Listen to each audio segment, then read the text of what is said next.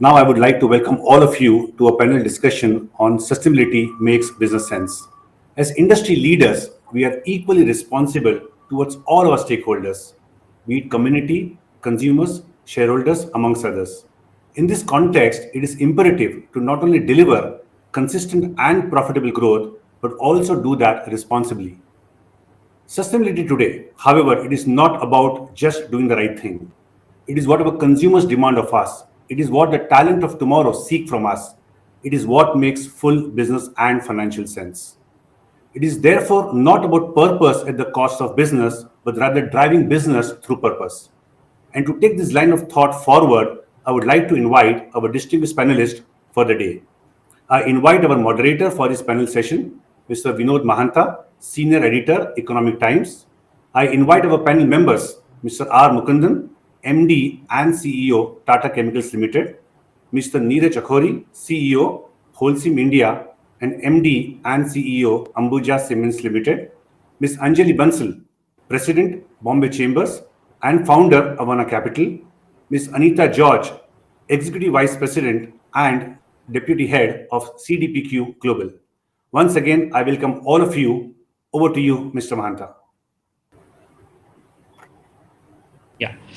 So we're in the middle of a black swan event, and if the pandemic has taught us anything, it's that every leader needs to think hard about survival and future-proofing their business. COVID has put both the growth drivers, globalization as well as capitalism, under the spotlight. The perpetually growing economy on which our financial system rests has now come into conflict with a planet that has limited resources. It's very clear that businesses now need to think beyond profits. And now the whole conflict with the planet has to be solved. It's very clear that this is the golden opportunity for businesses to think beyond profit. Today, I have a great panel with me to discuss these issues. People who are making it happen in their companies. We have managements, we have board members, we have long-term investors. There's the right mix of people to get different point of views. So, house rules, we'll just keep it a very open discussion. Everyone can come in on any questions. I will direct these questions to some of the panelists, but everyone can join it at any point of time. I think just as a start to open the discussion, a good point would be to discuss what has really been happening in the last few years. I mean, I remember doing the first sustainability study for ET in 2012. It was all very fluffy. We had 2 pages in the annual report. Now I was going through the various annual reports of Tata Chemicals, Holcim, and also CDPQ. Remarkable change, remarkable improvement, and things have really gone to the next level. Sustainability and digitization are the two important things which I hear from CEOs all the time. So the question for all of the panelists is, has sustainability conversation moved beyond compliance? Do leaders now look at ESG as a competitive advantage? Mukundan, you can start from you. Thank you, Vinod, and really want to thank Bombay Chamber for inviting me for such an important session. Absolutely delighted to be part of this conversation. And let me at the outset say that I come from a very fortunate bunch of people who joined a group whose purpose itself was improving quality of life for everybody. That put the planet, the people at the center of what we do. Coming from Tata Group, it was part of the core purpose, and there was never any doubt in our mind. But I just want to say that the conversations and the understanding of sustainability, the way the climate change events are impacting us, the way the whole issue of circularity, all these concepts are getting into focus, I think, fairly recently. We must admit that. And all of us are grappling with how to sort of make the shift and make the change. So, firstly, in my view, it starts with refining and defining your core purpose, that it's not in conflict with the goodness and working for the goodness of planet. The second one is, I would say, one needs to sort of have a mindset shift that wherever you are, wherever you are, whatever may be your point of starting point of the journey, it's after all a journey. I think that brings me to the third point, which I often say, that disclosure is not transparency. So finally, I think we need to get to a point from disclosure to being more, and transparency effectively then means you are talking about all the material issues, and and sort of are willing to sort of tell the story as it is. But along with that story as it is also an unfolding story, right? So you need to sort of say how you're trying to improve. I think that is really the journey we are on. But it's a journey which is challenging, which is exciting, and at the same time, it is a journey which must be done because it is a very just journey. Sure. Anjali, we can start with you. Sure. I think, Vinod, I spoke a little bit just before the panel as well, that today sustainability is not a choice. It is a requirement. And much like if I rewind 20 years ago, when we didn't actually know what digitization was, technology used to be something embedded some 2 or 3 levels below in the organization. We thought of it as more IT systems really than use of technology and digital. And today we cannot imagine a business, any business, whether it is manufacturing or consumer or financial services, without the use of digital as a horizontal that is embedded across the business system. Similarly, sustainability today we have thought of ESG, we have thought of CSR, but it has not yet fully embedded. I think that time is, if not here already, coming soon. We heard about COP26, of course, and the goals that the world has set for itself, and certainly India has set for itself. You mentioned it, and Ritesh mentioned it earlier, that one of the reasons it's not optional is consumers are demanding better choices. So at the same price point, they would prefer to consume more responsibly. Of course, in countries like India, affordability is very important. Second is employees, particularly our young people, are far more conscious and they'd rather go work for a company that they think is responsible and more sustainable than otherwise. And finally, and we have one big capital provider here, so I would love to hear from Anita, of course, but big capital has already made its moves. The famous letter by Larry Fink of BlackRock, a lot of actions by big pension funds, the big global institutional investors have spoken with a big stick, which is capital, and we have seen significant price movements in stocks of companies that are in hard-to-abate industries. And across the world, across the global economy, whether it is the UNPRI, it is the Task Force on Climate-Related Disclosure, a lot of collaborative action is taking place. So not optional, much required, whether it is in your R&D, product development, supply chains. I know later on in the session today and tomorrow, we will speak about circularity and the use of renewable energy in a different way. So energy transition, waste management, water. All of these are very significant issues that impact every element of a business and indeed our lives as consumers, as employees, and as employers. Anita, how do you, as a long-term investor, look at sustainability? Thank you, Vinod. I hope you can hear me. Is it clear? Very clearly. Very clearly. Okay, wonderful. So I represent CDPQ, which is Caisse des Dépôts et Placements du Québec. And as the title suggests, we are the pension fund managers of the province of Quebec in Canada, Canada's second largest pension fund manager. And I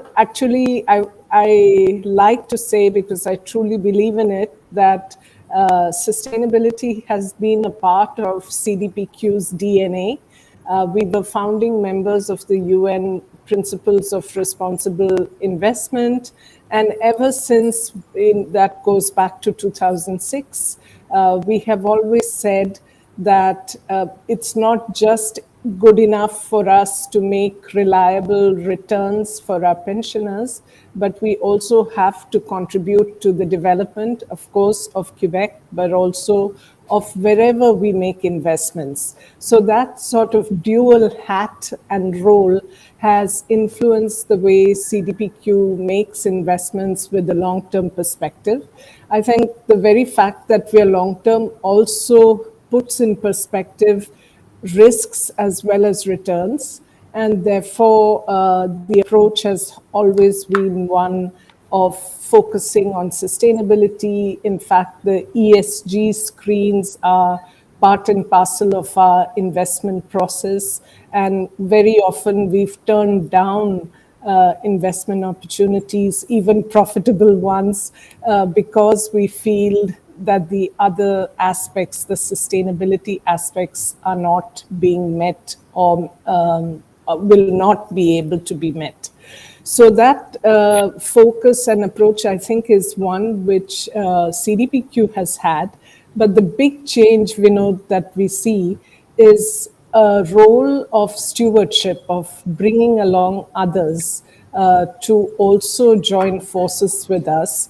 Today, we have initiated, we are co founders of the Investor Leadership Network, which is a group of 14 of us institutional investors, insurance companies, and pension funds with 9 trillion US dollars under management. And what we are doing is really agreeing among ourselves that we'll have collective focus on climate change and biodiversity, diversity, equity, and inclusiveness, as well as governance. And what this means is that when $9 trillion jointly get together, so for example, we've already come out with a policy that for all listed companies that are not following, firstly, don't have a sustainability plan, or end up not following that plan, not delivering on the metrics put forward, this collective of investors actually have the right to vote out board directors or management, etc. So there is teeth, both positive incentives and disincentives. The last thing I would say is the focus, of course, because of the extreme climate events as well as COP26, as Anjali mentioned, there is a big focus on environment. I would say a little less on biodiversity, but that is also gaining traction. There has always been focus on governance and transparency. However, now what I see is a big push towards recognizing that the S is very important. It's more difficult probably to quantify, but I see a lot of effort towards having common metrics and comparability between investment opportunities, also with regard to the S. I'll stop there. Thank you. Thank you. Sustainability, the way it was run over the last few years, was it was a very piecemeal effort. But whenever I was going through the annual reports, I mean, one of the things which comes out at you is basically how it's been aligned with the company strategy, especially the Tata Chemicals annual report. I mean, beautiful illustration of how the process is actually built into the strategy. How have you gone about basically aligning both strategy and ESG, Mukund? So I think fundamentally, Vinod, it starts, as I said, with the purpose, and from purpose, it also, there are two bookends to this. One is purpose and values, and I think strategy sits in between. So if your purpose and values are aligned, I think the strategy will automatically flow in that direction. But going back to specifics, I think if you want me to break it down to granular level, I think when we started, for example, on the climate change journey, uh, the group is large, the companies are large. So what we had decided was to get external help. Firstly to put out where we stand as a baseline. What is our starting point? It's very important to define the starting point accurately or as well as possible. The second piece was to train a lot of our young talent and the leadership on to be climate change champions. So we had a proper program, training program, exposure on all these elements. And finally, I think we rolled this out with exposure to all people, got the commitment, and we sort of moved forward with specific targets, which are first easy to understand. Now, when I say easy to understand, for example, if we are an engineering firm, engineers understand energy consumption. So we didn't start with carbon as a number. We said, let's cut down on energy. So it's easy to sort of then move forward. From there on, we started to add layers of inputs on that. But I would broadly say, in terms of sustainability, there are three pillars which we sort of look at now, very, very focused manner. And I'm going to talk about the sustainability not from S and G angle, but I'm just going to see the focus on the E angle. And I think the three broad pillars are around climate change. Second one is circularity, and third one fundamentally is around biodiversity. We measure them. For example, we have defined for ourselves in biodiversity, life beneath water is what we will impact, because that's something which not many companies focus. If you look at our company's profits, a lot of it comes from the sea. So we said we will focus on life beneath water, and a lot of efforts which we do. It doesn't mean we don't do anything on terrestrial land, but we do a lot of things like whale shark projects and these projects to make sure the biodiversity of the seas is protected. Mangroves, coral reefs, these are things which we work on.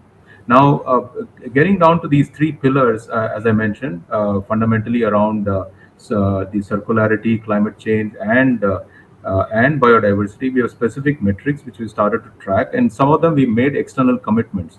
The first one we made external commitment was science-based targets, where I think broadly we have to reduce by 2030 about 38% gross emissions which we have today, even as the company grows. So it's a journey we need to do, and engineers have worked out how to sort of do this. There's a bridge fuel called natural gas which we need to switch into before we go into hydrogen. So there's a pathway which has been laid out. Net zero, our teams are still working, but we know the ultimate target is about 2050. But we want to be looking at, can we get there before 2050, before we make a public announcement. So we have not made clearly the public announcement on that, but it is coming soon. Now, in terms of the issues which you need to tackle on this journey, and I think Anjali has pointed out, Anita has pointed out, the first piece you need to tackle is your consumers. You need to line them up, otherwise it doesn't work. The second thing you need to line up is the ecosystem. You are not in this alone. You need to get your peer groups within the industry. You need to get your suppliers, and it's a journey to walk along with them and work with them. Then you got to work with government on regulatory frameworks. Sometimes they don't come, but I think you need to keep at it in terms of working with governments in terms of getting regulatory framework. And lastly, I would say fundamentally it boils down to the impact which you can create on your extended supply chain, which will then sort of feeds into you, so that overall you create an impact. So it starts with consumer, it goes through the value chain. You've got to work with the ecosystem, and then there's a regulatory framework. When all this happens, I think the work begins to move forward in the right direction. The good news is the work which many of the companies have done in the last 10 years, the needle has begun to move, and has begun to move faster. I think time has come for us to sort of start measuring the results, and also time has come for us to focus on transparency, not just disclosure going forward. I go back to my opening statement. Yeah. Thank you. Sure. So one of the things is basically, apart from management, we also need to have the board and the investors basically locked into this whole sustainability movement. So Anjali, the question for you is, how involved are the boards right now? Is it just basically looking at the reports, or you're also looking at driving sustainability in a company? Has it come to that stage yet?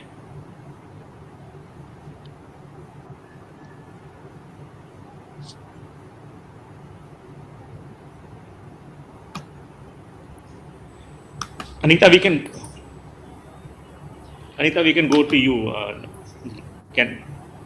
I think Anjali is back. Anjali, do you want to go ahead?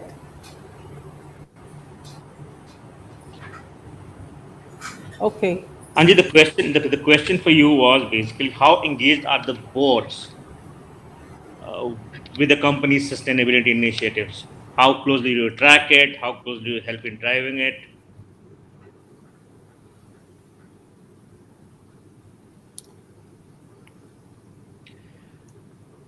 Anita, if we can, Maybe Anita, you can go. Yes. Yeah. Yes, I'll do that for sure.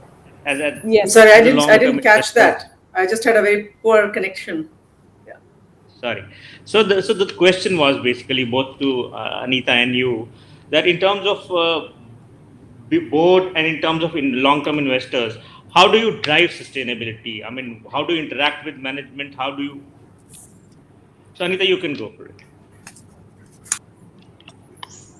So I think for us, it's very important that at all three levels, shareholders, boards, as well as management, and then below as well at the working levels, heads of departments and divisions are also very key in terms of how sustainability gets integrated into operations. And therefore, when we do look at governance structures, that is something that has been very important. And I do see a positive change.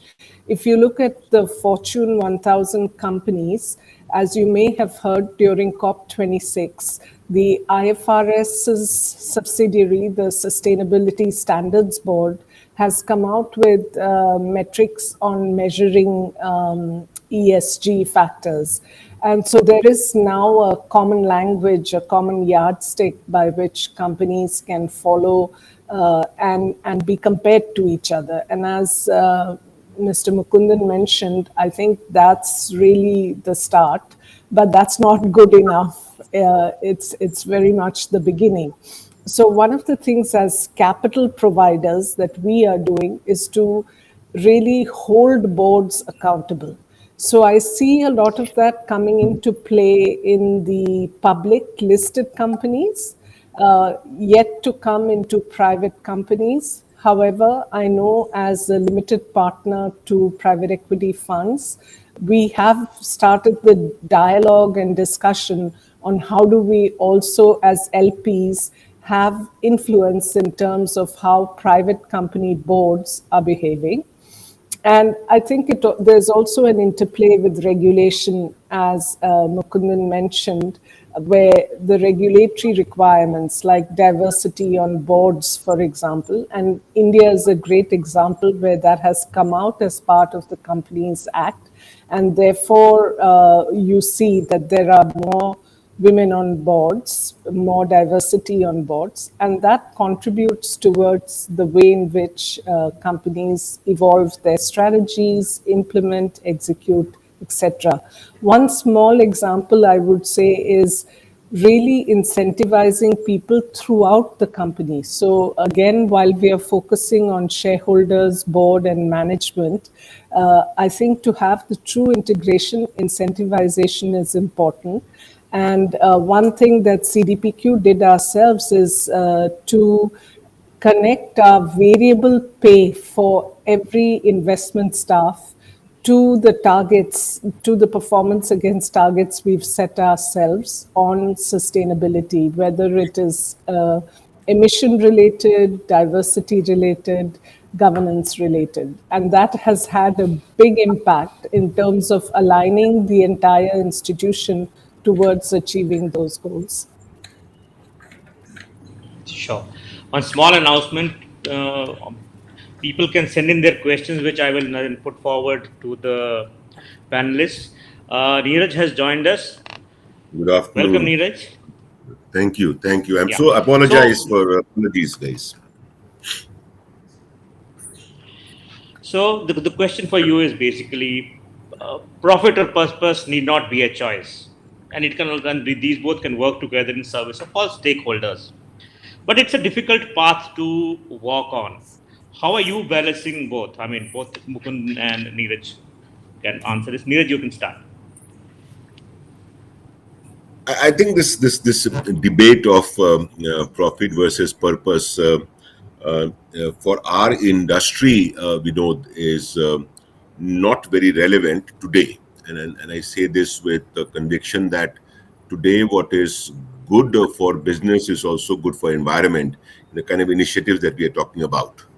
So when we talk about changing our factory power needs from grid power to wasted recovery, it is good for the business in the sense that power cost comes down, as well as is good for the environment. When we talk about green products in the market, it's good for the environment. It's more it's less carbon intensive, but at the same time, it's also good for the in terms of the construction quality.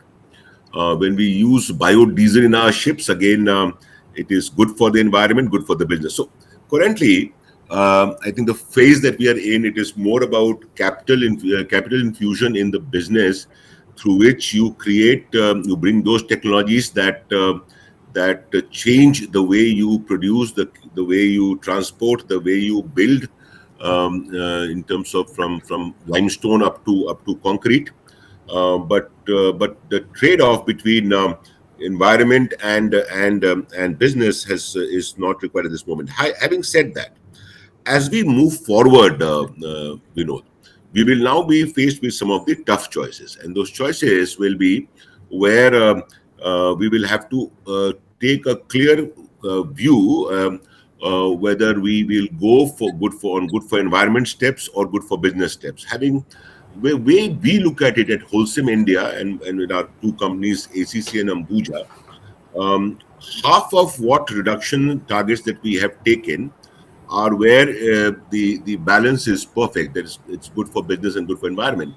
But the second half, in topics like carbon capture, these are topics where we really need to understand the whole economics of this business. Yeah, that will you be able to fund those businesses and make it run in a viable way once you go into carbon capture? But the way technology is evolving, the way new thinkings are coming in our business, I have a sense that we will have several other alternatives which will allow us to do good for the business as well as good for the environment and good for the environment. Yeah, that will be my view on this. Yeah.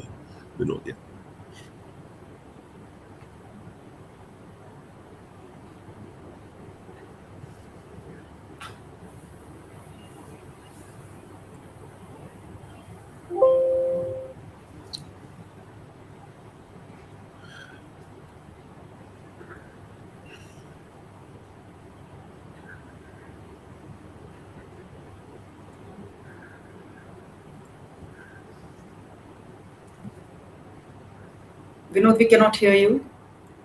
Okay. So somebody was saying they are not really able to hear me. So. No, we can hear you, Neeraj. I think Vinod. Mm.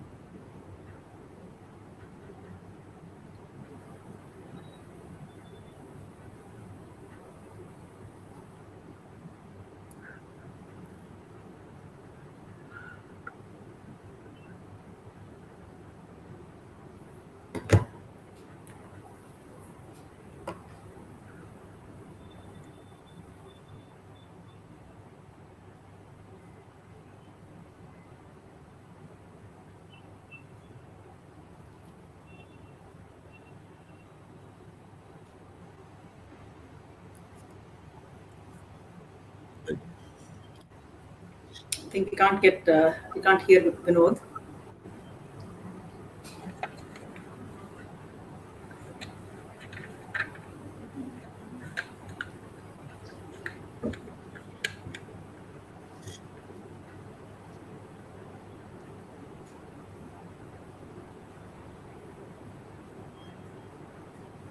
Let me ask a question on behalf of Vinod while we get sound back for Yeah, him. let's On your keep it behalf. going, Anjali. I think it's good. Yeah, let's do Let's that. keep going, yes. So are our customers ready to pay the sustainability premium? I think we've all talked about how it is important to get the consumer aligned. And whether your customer is a business customer or a consumer, is this something that all of us are just thinking about in terms of business models, or will people actually pay for this? So I think So. Neeraj can go I'll turn it over to B2C. Neeraj. Let me start with B2B business so that Yeah. he can go B2C later on because he does sell to a lot of consumers. So in terms of B2B, Anjali, I think it's already started to make a shift. It is no longer that they're willing to pay more. In some of the customers, it is the license to get it.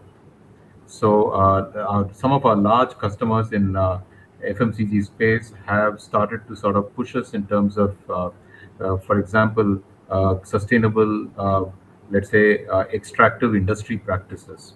They want sustainable energy numbers to be put in place in terms of targets to be achieved because their final retail chains are driving them. So it is almost like a chain which is sort of pushing back on this. And we have, with our customers, developed sustainability codes for many of the practices, including transportation, packaging. So we worked with them to sort of develop these codes, which then can go out and they can implement with other suppliers of theirs. So as an industry, I think, which is why when I mentioned ecosystem needs to work together as one engine is very important. But it always starts with consumer and consumer pressure, and that builds up. So as far as we've seen, I would say the way one must measure the premium is the stickiness of your B2B buyer. They stick with you because you do what is right. Of course, you have to devise solutions which don't have too much of cost penalty on this transition. I think that's what engineers do. That's what we do as a company. Of course, there is never an easy solution, and this is a bridge you need to cross together. Right. No, great point. It's a bridge to be crossed together. So, how do you make, in some ways, and some of these are very finance type decisions, right? So So, Neeraj will answer the difficult so part. Yeah. that's So hence we turn it over to Neeraj. Neeraj, capex. How do you think about that? yeah. So no, I just want to answer what Mukundan, what you said, but let me give you my perspective. In the beginning of this year, we have a global product called Eco Pact, which is a concrete product for B2B customers. And I was absolutely convinced that this will not sell because B2B is more of a L1 kind of a ecosystem where how do you sell something which is just green, and it has been the fastest growing product for our portfolio today. Yeah, it's growing at about 25%. And remember, it's a B2B product. Yeah. Similarly, we went into B2C with a product called Kavach and ACC Gold, again the fastest growing product. Now, the trick is you can't sell a product merely by saying green. You have to back it up with some more tangible benefits where customers can see value not only in the part called green but also in some other parts. So what I have my experience in last 11 12 months is if there is a parity in terms of product quality, and in one product, in addition to that product parity, there is something called green, it sells. And sells in B2B, it sells in B2C as well. Both in cement as a bag and as well concrete. So that was my first part. But second part, the question, Anjali, which you're asking is a good question. In fact, now when we present capex and we are doing a fairly large capex, about $500 million in east part of India. Um, the questions earlier were more about finance, more about your paybacks, and more about your returns. But I'm finding increasingly the board at the local level as well as the group level, at the global level, is now asking for a very clear route on how does this project help us to achieve our net zero ambition. And if you and to give an example, Anjali, one of the things that we do, and Mukundan will tell you, is to build a captive coal-based power plant in all the units because the cost of power is lower than the grid power. Now that's a strict no these days. You can't. Even so, there's a straight economic benefit, but because it has a bigger impact on the environment, it is a strict no. But you can do solar, you can do wind, you can do waste heat recovery, but you can't do a small coal-based captive power plant. So we are seeing this shift for last couple of years of what you can do or what you cannot do. And that is becoming much more pronounced, I would say, in 2021, where some very strict rules have been applied. And I'm not only talking about Ambuja and ACC. I think I will speak about from the industry as well, that some of these projects are now being redefined, be it in terms of technology, be it in terms of the kind of equipments we use, be it in terms of kind of products which we make. I see a general shift happening, but for Ambuja and ACC there is a significant shift. So, but again, Anjali, go back to my last answer that till now we are dealing with what is good for environment is good for business. I hope to see that when we come to the second part, when it is not, when it has a direct, large, significant adverse impact on your projects, so payback from 8 years moves to 15 years, we will have to figure out how do we create that environment in which investors, boards, management, all of us are equally committed that yes, 15 years is a better thing to do in terms of a long-term plant than to do something for 8 years, which is environment, which is damaging. Because we are also convinced that sometime in the coming years, regulators and civil society, NGOs, consumer groups, investors, all of them will force us not to use those kind of equipment. It will be a wrong investment, even though today it looks good, but it will be a wrong investment for the long run. Yeah, Anjali, just to add a point, I will not go in the direction of capital approval. We've tried many mechanisms, put a price on carbon. Then we reached the conclusion, which exactly what Neeraj mentioned, no for certain kind of, let's say, fuel mix. So all that is, one of the things we need to start thinking ahead is to start to think in terms of groups of sectors working together. It's not even companies. For example, if cement and steel and glass have to deliver, then the entire construction industry needs to work together. Right. The realty industry needs to work Right. together because there's an inbuilt carbon in every building. So we need to go to that kind of detailing. So that conversation has just begun now. So when I said it's a transition period, first it started with companies, then it became within the sector. Now we are saying there was a cross sectoral impact. So you need to bring steel, cement, and glass, and once glass comes in, our chemical sector will come in. So I think we need to sort of think through this not in just one constrained manner, but in a much wider sense. And in some ways, really, and Vinod is back, so I'll turn it over to him. Um, this is where technology comes in. And we, for example, what I do at Avaana, we are very bullish that technology actually will provide many of these solutions. Very simple things like the cost of sensors has, Moore's law has finally hit in the sustainability sector. And the cost of sensors has crashed. So you can actually put IoT and sensors into every device. You can put it into farms, even Indian smallholder farms, and make them more productive and effective. A new unit of solar now finally costs less than a new unit of thermal. Neeraj, point taken. But really, what you can do with electrifying off-grid, microgrid through solar, we couldn't have done 10 years ago. So many more things are going to be possible. We may not know them today, but as new technology develops and these cluster-based approaches come through, then I am hoping that we will actually see a lot of innovation and solutioning that will come through, whether it is in food systems and agriculture, supply chains, manufacturing, and mobility, of course, as well as energy transition. Vinod, over to you, please. I think Vinod still has a problem, Anjali. We may have to carry on. He's not able to unmute himself. We will have Vinod kind of conduct the next session then, which he's also an expert on. So let me move then, and I'm just reading off Vinod's queuing to me, so all credit to him. Governments thus far seem to have largely paid lip service to corporate sustainability initiatives till now, but that seems to be changing. What more should governments do to attract more aggressive corporate commitments towards sustainability? So what is the role, an active role of policy, enabling active role of policy and governments? And I'll request actually Anita, Neeraj, and Mukundan to please speak in that order. Anita, you have a fairly global view on what you are seeing governments across the world do. So clearly, I think COP26 was a good demonstration of different efforts by different governments, including India.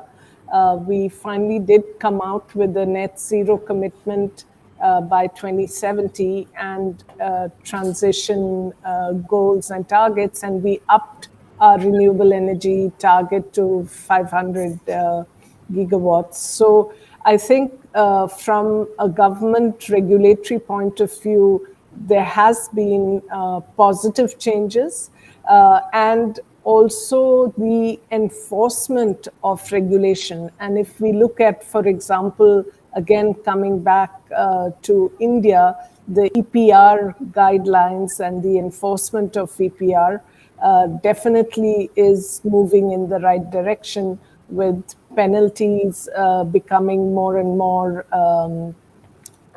significant, which then motivates industry to comply. And I would say globally, that is also the trend that we are seeing, that there are regulations coming into place, but also enforcement of regulation has become much more explicit. And just going back to your previous question on demand, as a financial institution, for example, our pensioners as well as the younger generation are demanding that they want to know where our investments are going. So there's also the pressure. I think it's a confluence of regulation, public push from the citizenry, as well as industry itself realizing, just as Neeraj mentioned, that this is something which is going to take place. So you might as well take the bull by the horns and act proactively.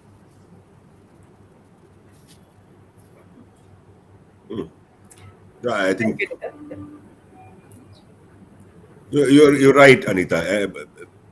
My two bits on this, Anjali. I feel it's not fair to say that government has paid lip service. I mean, end of the day, um, the fact is that today the unit cost of solar energy in India is one of the cheapest in the world, and that would not have been possible without the backing of the government. Even the mission of creating this 450 gigawatts of solar power by 2030, there has been I think last several years, I do believe there is an enabling environment which is forming. Having said that, there are areas where some more attention required, and one of the key topics which is there is what kind of policy we should have. To the simple topic like who pays for the pollution? Does the polluter pay, or somebody else pays? So it's a very basic question, and I think it's not a simple. There's no simple answer to this question. We burn a lot of waste in our kilns, be it urban waste, or be it plastics, or sometimes even discarded noodles of Maggie, which normally goes to in our kilns. Yeah, but who pays for that? So this is a big topic. Alternate fuel will make sense. It makes sense today, but the kind of investment R&D that is required, at some point we will have to. It will have to remain little better than the fossil fuels.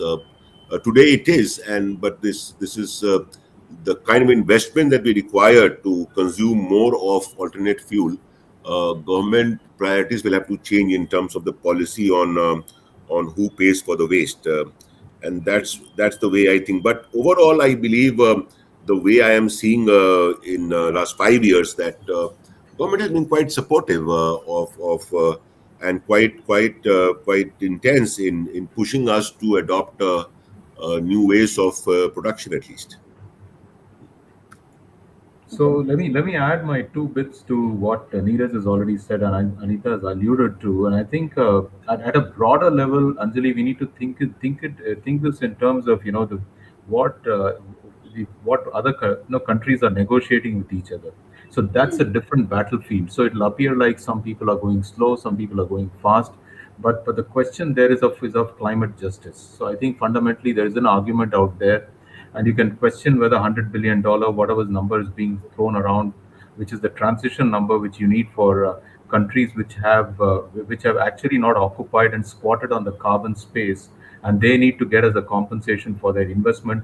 These are matter of multilateral negotiations which will happen. So if you leave that aside, I can only tell you that my understanding of whether you talk about India or China or you talk about even US, were driven by states. I mean, whatever may be the position of the federal government, I think every part of the world has made terrific moves. I think it's a move for the positive.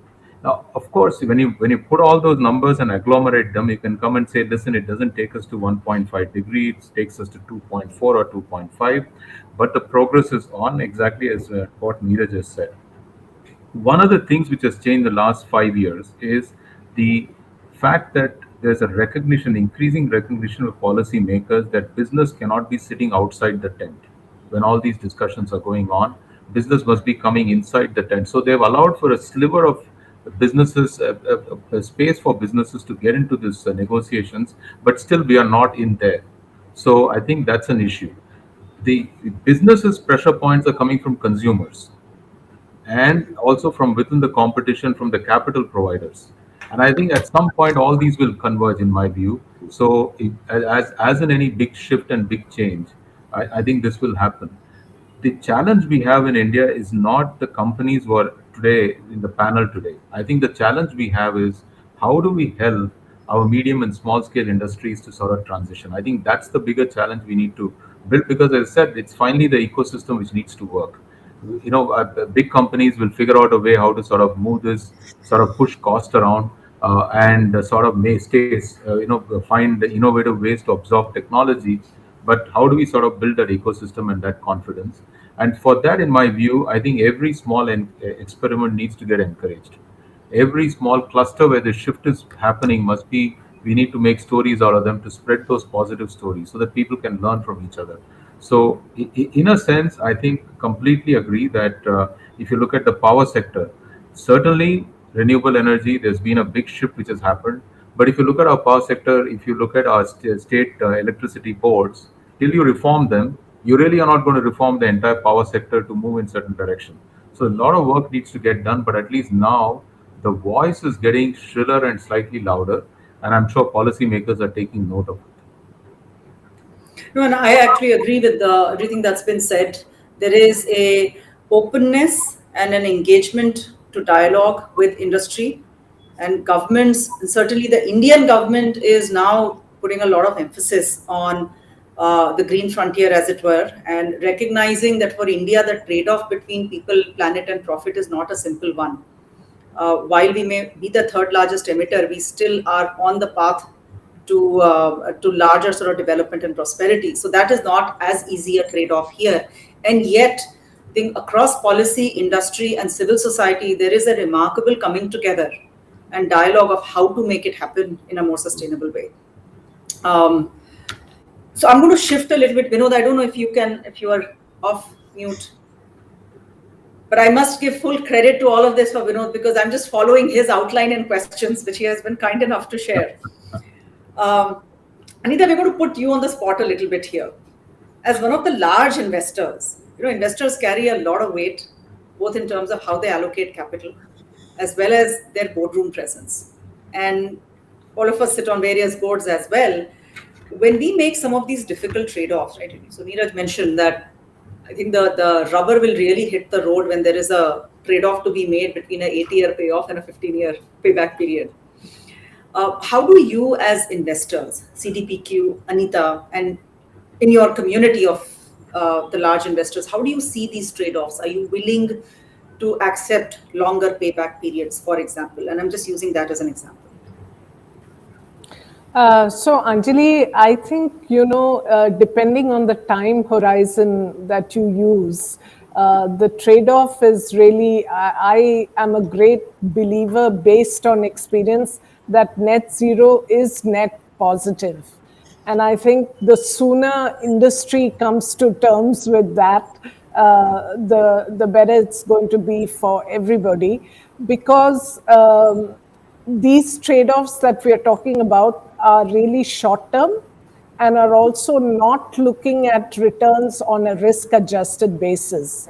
If you are truly to internalize the externalities that exist from a sustainability point of view, I think the trade-off discussion will practically disappear. So that's one point which I feel very strongly about. And when you look back at the experience of companies that have done this versus companies that haven't, the outcome is pretty clear. And I think especially, I would say, both for the chemical industry and the cement industry, this is a challenge which hopefully the industry will take these challenges on board from a longer term perspective. The second is, I think, things like carbon pricing. Even though we all dance around this topic, sooner or later, this is going to become mainstreamed. And when that happens, again, the trade-off question is going to be different. The way I see this is that we might as well begin now, when you can shape and control things, rather than waiting for those big changes to happen and then having to play a catch-up game. The last thing I'd say is institutions like the big hedge funds and asset managers have been conducting for the past 15, 20 years comparative analysis of portfolios that are quote unquote sustainable companies and green versus those that are a blend of all kinds of companies. And clearly the performance of those sustainable companies has been better than the blend of companies. So I think in a way, we see what we want to see, but from the evidence and from the fact that you have $42 trillion now saying that that is the kind of investment we are looking for, the time is now. I don't think we can hide behind the trade-off argument. That's very encouraging indeed. And I am conscious of time, but I do want to address the point Mukundan made on MSMEs. And MSMEs are such a large part of the Indian economy and the Indian market. And perhaps address it, at least the way we see it, is from a slightly different lens of technology, and which is digitization. With digitization across supply chains, particularly in the MSME space. And I think India in some ways has innovated more than any other country in the world with our public digital infrastructure of UPI and now, of course, building even more rails, whether it is an ONDC or a health stack and so on. I think it is there is an element of the mitigation, adaptation, resilience, and particularly resilience and efficiencies that will come through that when supply chains get digitized. So we hope to see that through various policy initiatives as well as financing initiatives, that MSMEs start to adopt technology, digitize, and thus move forward on that sustainability journey.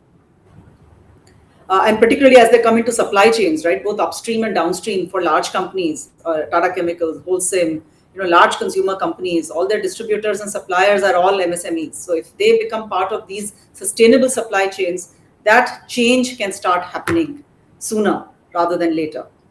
One last point, and then actually I'm going to turn over for closing comments to all our panelists here. We have talked about sustainability as almost sort of a we need to do it. What about sustainability and sustainable business models actually becoming a source of competitive advantage? Not a cess, but an advantage. I think, Anjali, that's absolutely what it is. And there is all kinds of modeling and calculations on net zero and the impact on the economy. And what we're seeing from different independent sources is that it is an opportunity. And I share with you the experience of both CDPQ and IFC, two institutions that I've worked in. And as financiers, we always say, the more conditions we put, the less competitive we become. But actually, again, I think what has happened is that something which started as, a few of us, few voices who were demanding these changes, now it's become really a collective call from capital. So I see that trend in industry. I see that trend, of course, with governments and regulations.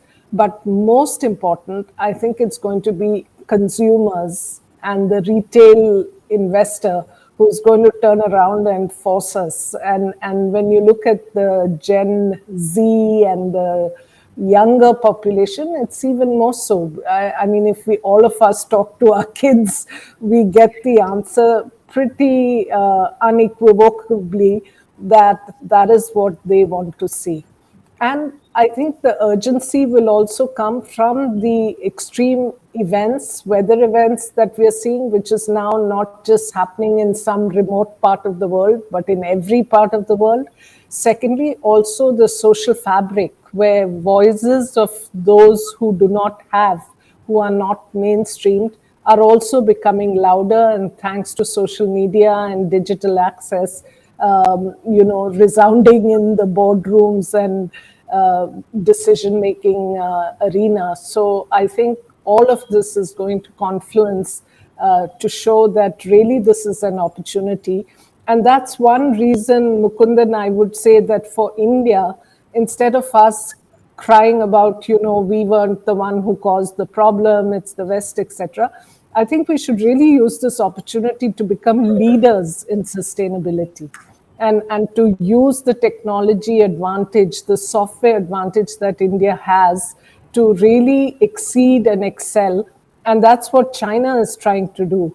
And I feel that India has a real comparative advantage in this area. And that's the opportunity for us.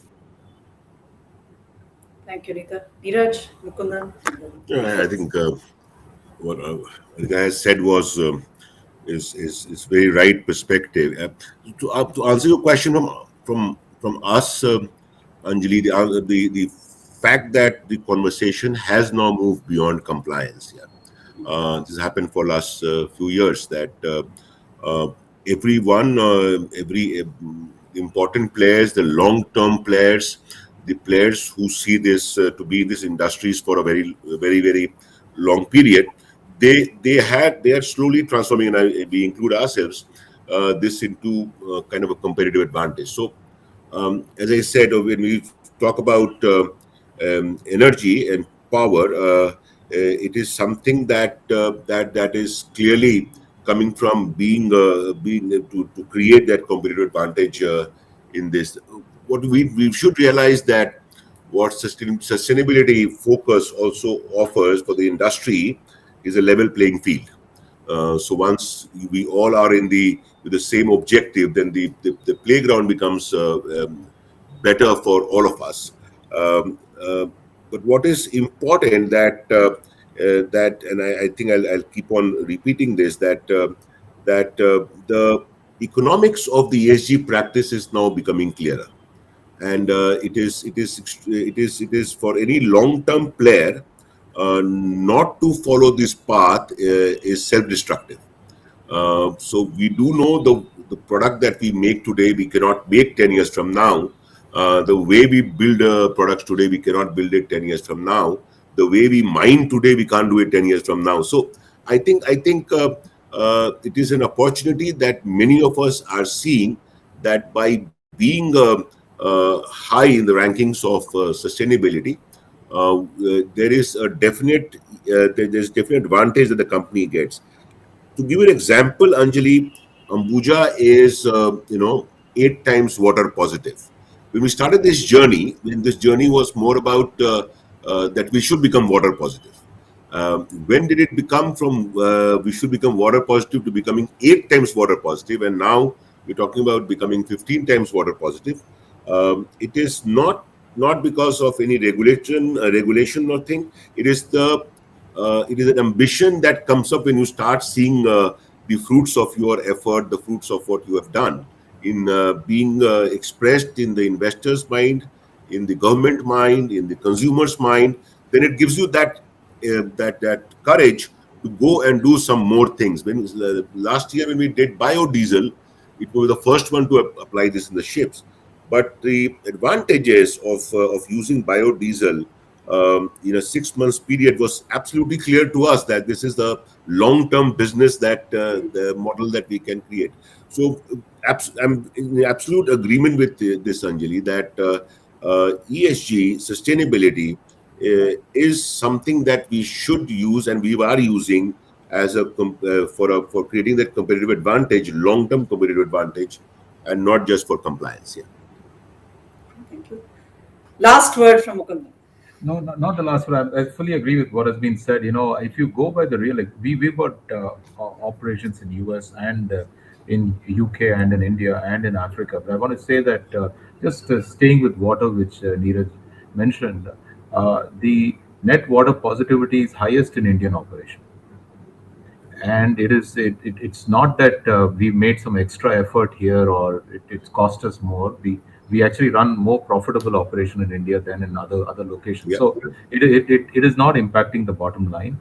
And clearly, I think if you speak to anyone from Europe, that's the broad theme with which they will come at it is to say that, listen, we lost the battle of digital to US. We want to win the battle of sustainability with US. So I think that's the way Europe is going. But India has a big advantage, as Anita has said. India is yet to be built. and we can build it better, we can build it more sustainable, and that will create all the difference. The problem with our next door neighbor is they are undoing what they did. We don't have to do what they did so that we build better. So I think it's a great opportunity. I fully agree. And the technologies exist. If you just take business is all about power, in 10 years time hydrogen will be a real option. Maybe in 15 years time it is coming fast. India will still have a lot to build beyond even 15 years. SMRs, if you look at it, they are a real possibility today. If you look at new energy, which is farmed out this SMR, GE, Hitachi, they're coming out with 100, 200 megawatt plant, which have no pollution at all. Of course, you then have to have this battle of nuclear versus non-nuclear. So there are alternates which are really which are nil carbon in the world, and those options are becoming clear. And as these technologies emerge, I think the pathway for India will be very much positive. The intent of the government is in the right place, and industry, at least the companies which are leading now, are also working with rest of the industry to sort of make sure that everybody works on the same path going forward. Business and business leaders have understood that this is the way the game will be in the future. The boards are aligned, the capital markets are aligned. I think the way forward is only going to be more and more positive for sustainability, and maybe we'll not need these sort of conferences. We may have to switch to some different topic very soon as the adoption is mainstreaming itself. Very well said. I remember maybe 10, 15 years ago, we used to have similar summits on digitization. We no longer think about conversations, it's a given. So maybe sustainability will be a given even faster. And on that note, thank you so very much to Anita, to Neeraj, to Mukundan for joining us this evening. On behalf of Bombay Chamber, I want to extend a heartfelt gratitude to Vinod, the moderator, for this session, and for all the background prep that enabled us to really have this very exciting, very interactive discussion. So thank you all very much.